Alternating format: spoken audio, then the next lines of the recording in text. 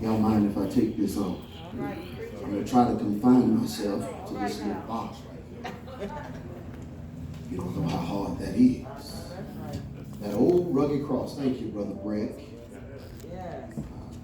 Oftentimes it's not easy when you first get the word you're finna do something to try and come up with something. So I thank you for just falling in line. Amen. Give him a hand clap of appreciation. We give honor to the Lord who's the head of my life, to our pastor, to our sister pastor, to the MC Elder Johnson, to all the evangelists, elders, saints of the Most High God. I give honor to my wife. Okay, I'm going to say that again. I want to give honor to my wife. Truly it's an honor to be before you this morning, and I endeavor not to be here long. I heard some chuckles. No, I meant that. I meant that. As I was listening to the song that Elder Brecht was praying, the song simply popped in my mind. He did more than I ever expected. He did more than I ever expected. He did more than I ever expected.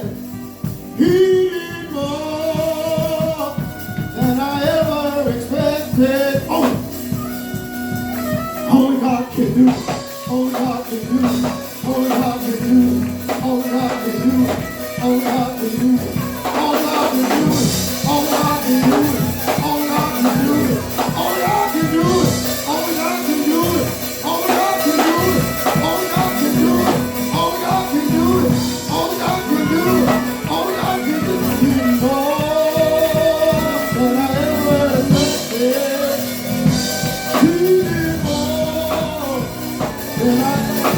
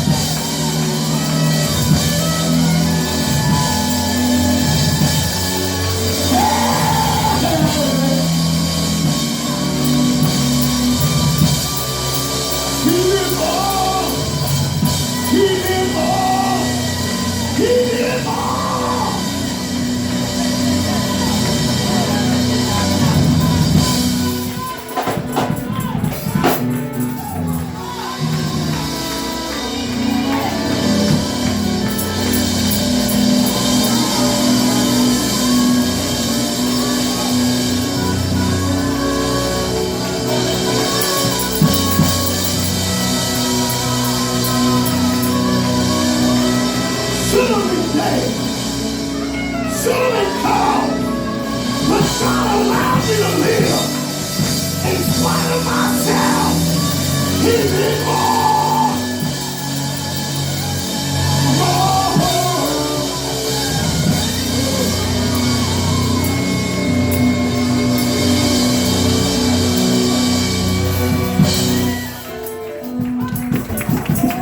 Just think about it.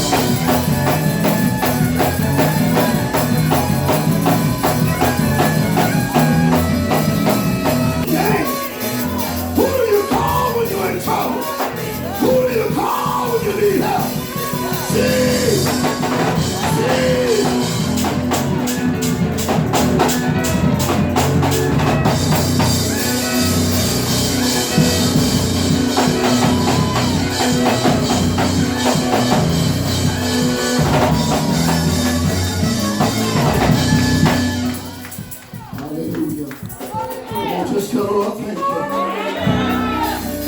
I won't tell him thank you. Ain't got everything you need, but tell him thank you. Come on, tell him thank you. You ain't broke down beside the highway. Come on, tell him thank you. You got a roof over your head. Come on, tell him thank you. You got food in the pantry. Come on, tell him thank you. Ah, thank you, Lord.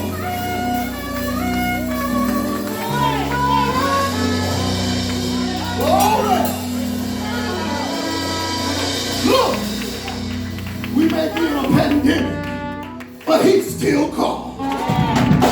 We may have something going on in the land, but God is still God. Last time I checked, he's still a way maker. Last time I checked, he's still a healer.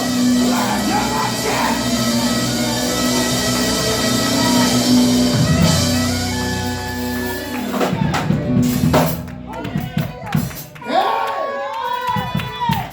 Y'all can sit down. Y'all can sit down.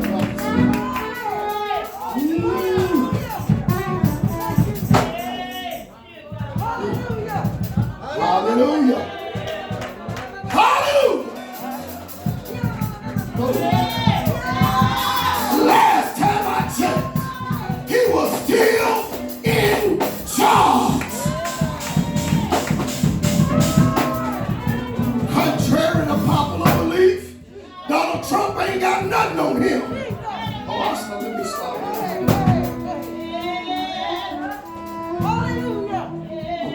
Okay. Y'all ready for the word? Just shout Jesus one more time. Jesus!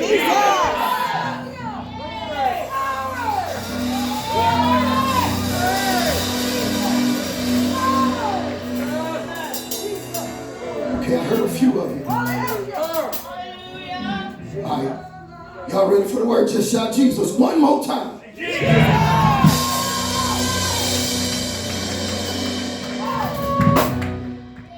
Okay, last night, about 8:30.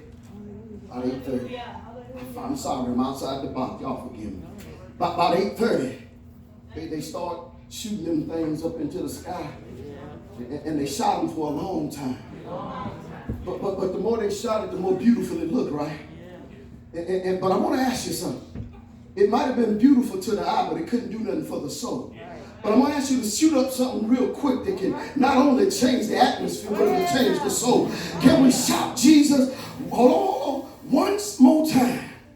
If you're looking for a breakthrough, if you're looking for help, if you're looking for God to turn something around in your life, look, I don't want you to look at nobody to your left or to your right. This is a personal one. We shouted once for the Father. Once for the Son. This third one for the Holy Ghost. All three make one. And when the Holy Ghost show up, I got a tendency to tear things up. So I'm going to ask you once more time. I'm going to ask you to stand up for this one. Get some air in your lungs. Thank you. Yeah. Now in the country, we said we want you to rap back with it. Yeah, I'm from the country. It's the whole country, boy. That means you're trying to get a good one in. My God. I want you to rap back with this one. And I want you to scream out Jesus. Hallelujah. And I want you to try and contact heaven. Hey. Because it's a 911 right now. Yes. While you got him on the phone, you might as well make contact with him. So right now, I want you to just holler Jesus. 1, 2, 3.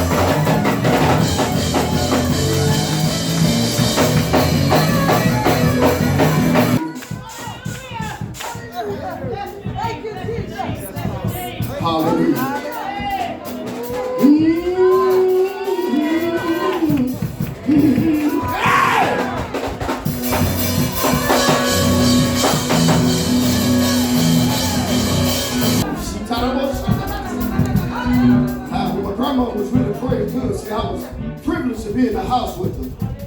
Young boy, I'll be about 6, 7 years old. And the prayer got good too. You'll hear go, That means the prayer got good to her. It got down in her belly, and she couldn't let it go.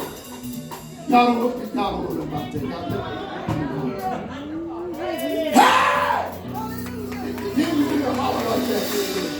All right. Glory. Hallelujah.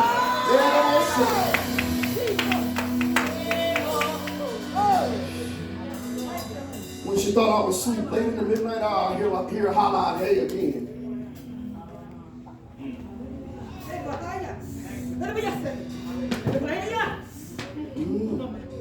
My God. Glory to God.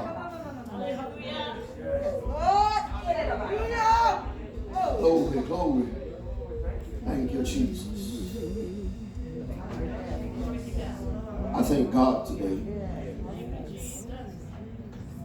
Turn to Psalms 121.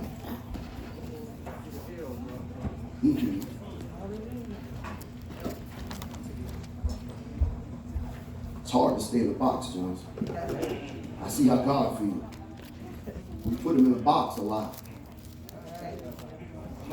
God ain't somebody you put in a box. Yes. He can't stay in the box.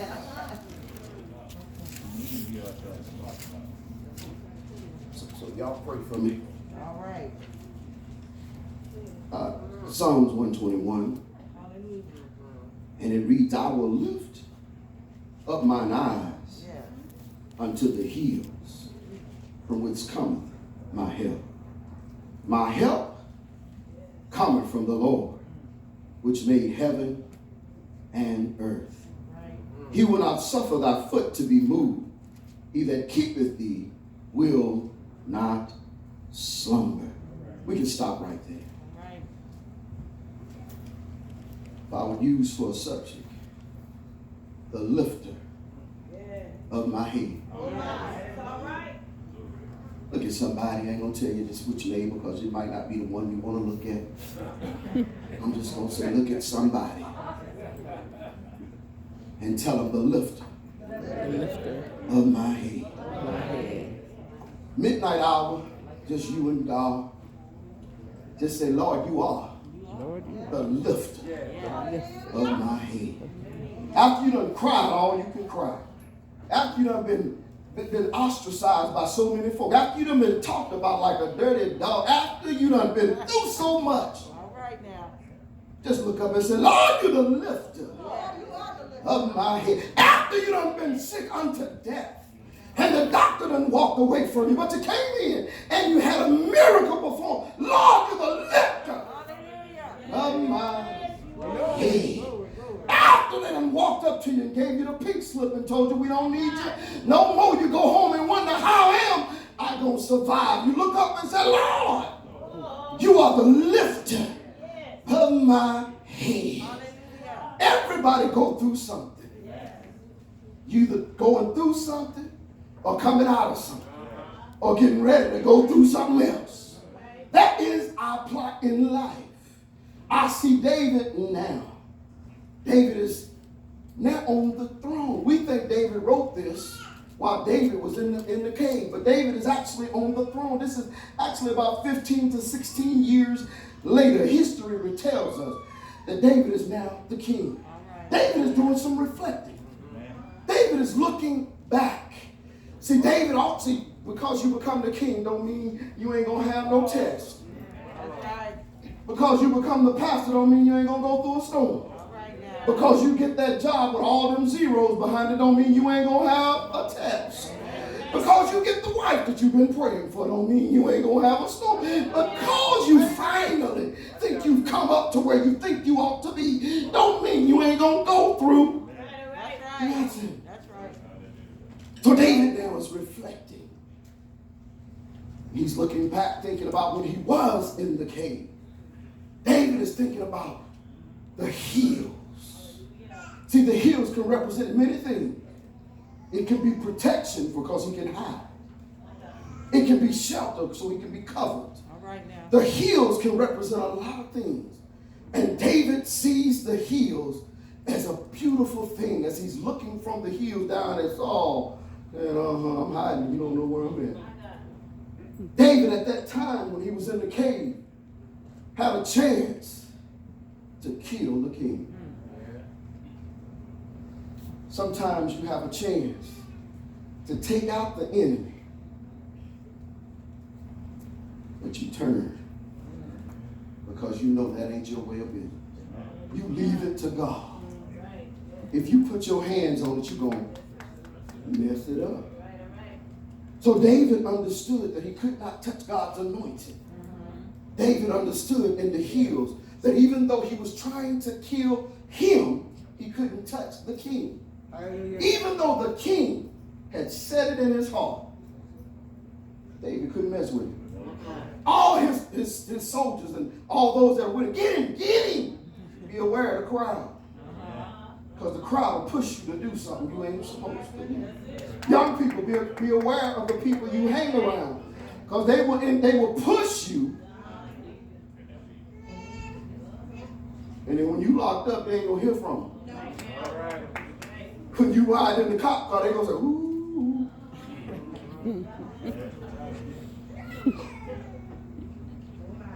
Be careful who you listen to. Because they could be setting you up too. David is now had the opportunity to take out the king. And David is reflecting on all the things that he had to go through while he was sitting there looking out from the big screen. How many times have you reflected on what God has done? How many times have you actually looked at what he's already brought you from? How many times that you're in the middle of your test and the storm is getting the hottest, and you take a moment and glance back to what he already brought you through? See, when you get to a point in a storm, you get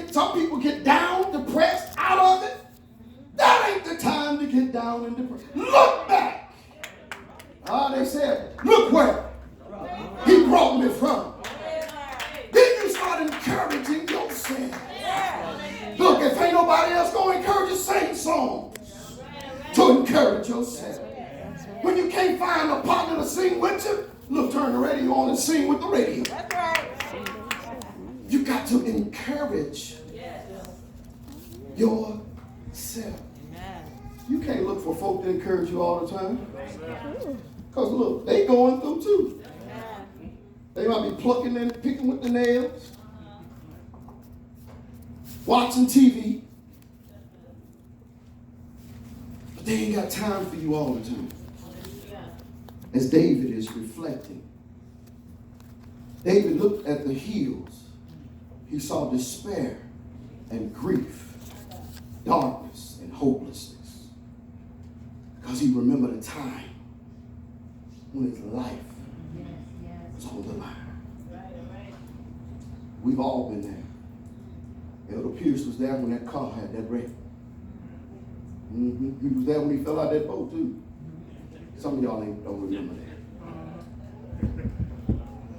that. We've all been there. We've all been there. I was there when that car caught on fire and I saw fire coming from the bottom of the car. I had to jump out. We've all been there. We've all had our times of despair. Justin, do you have one too? Yes, sir. How you forgot? Yes, sir. What is y'all with them cars? My God, thank God I didn't have a car experience. But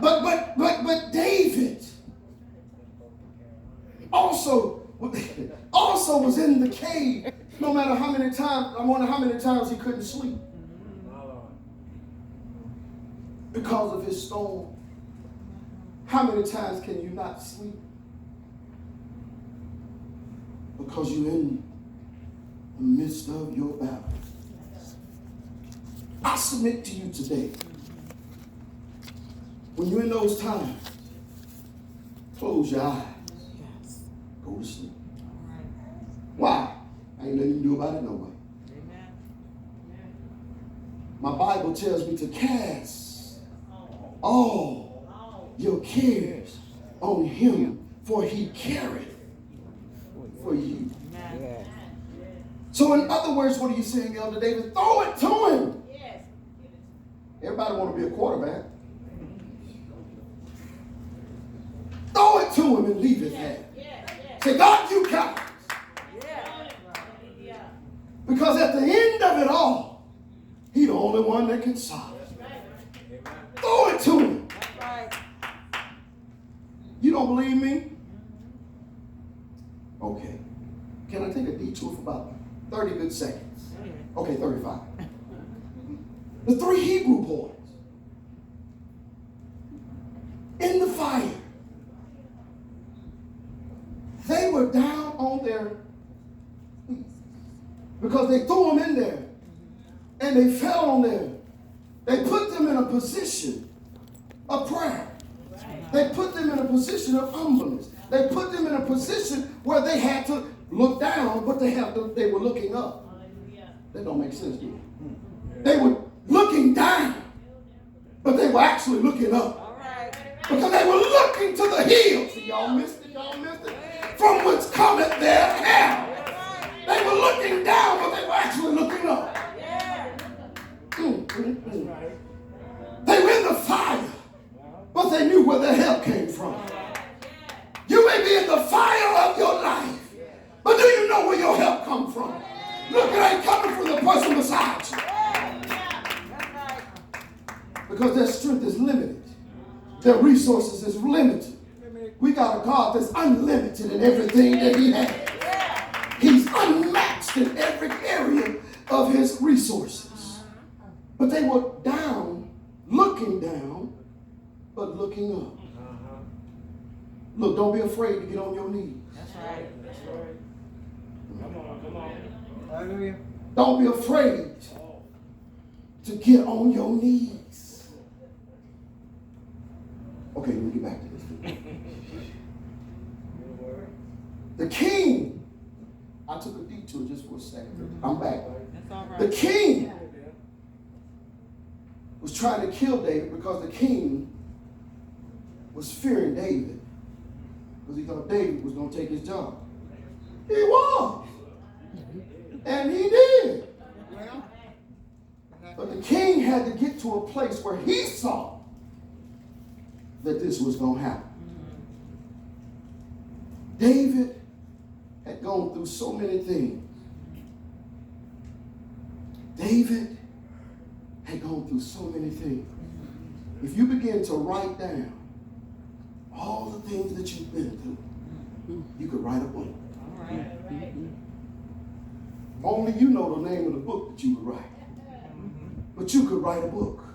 If anyone should ever write my life story. I'll stop.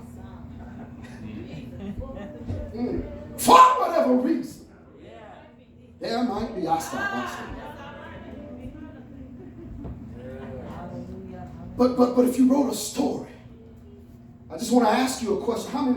How many chapters would you devote to grief? How many chapters would you devote to disappointment?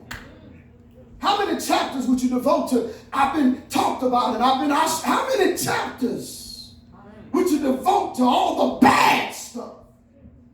But how many chapters would you devote to when God stepped in? How many chapters could you write about him defending you? How many chapters could you write about him delivering you? How many chapters could you write about him helping you? How many chapters could you write about him delivering you out of a bad situation that only he could do? How many chapters?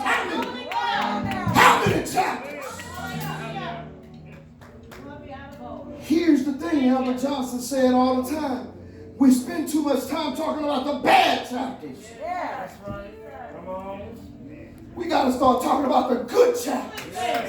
Because the good chapters remind me of who God is.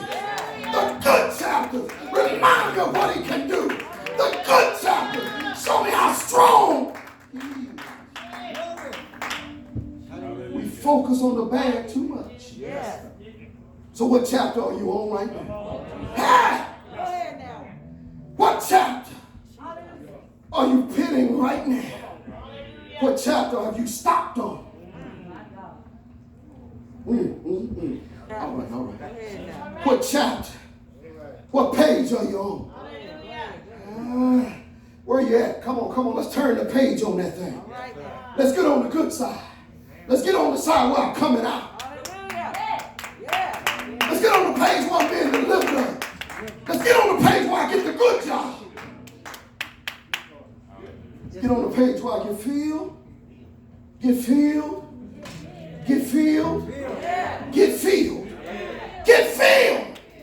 with the Holy Ghost. Let's get on the page where I get sick. Come on.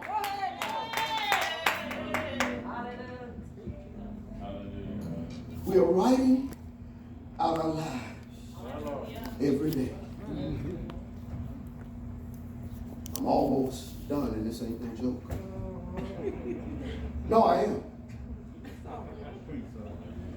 We're writing out our lives every day. If I read your book, what would I read? If I read the book of your life, would I find that you were hateful? Would I find that you were nasty?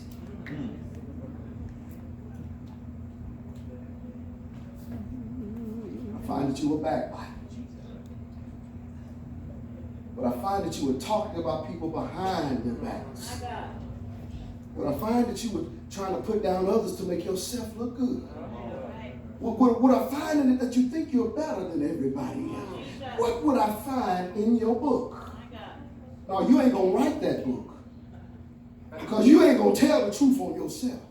But if I read the book of God, where his book don't lie, it don't skip over, it don't tell it according to who my friend is, it tells the right down, shown up truth about who you are, what you do, where you at, how you conduct yourself. How did I get over here, John? But I want to know what the book of your life gonna say about you.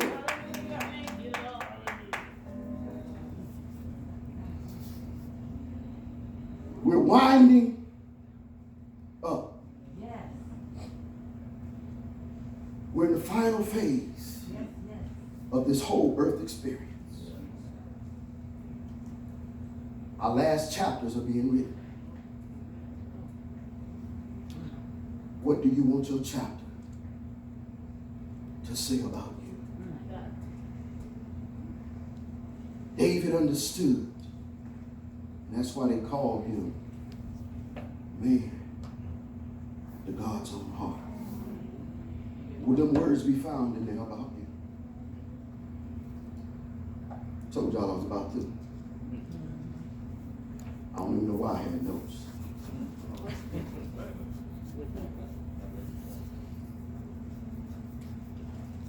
It's time to not get ready.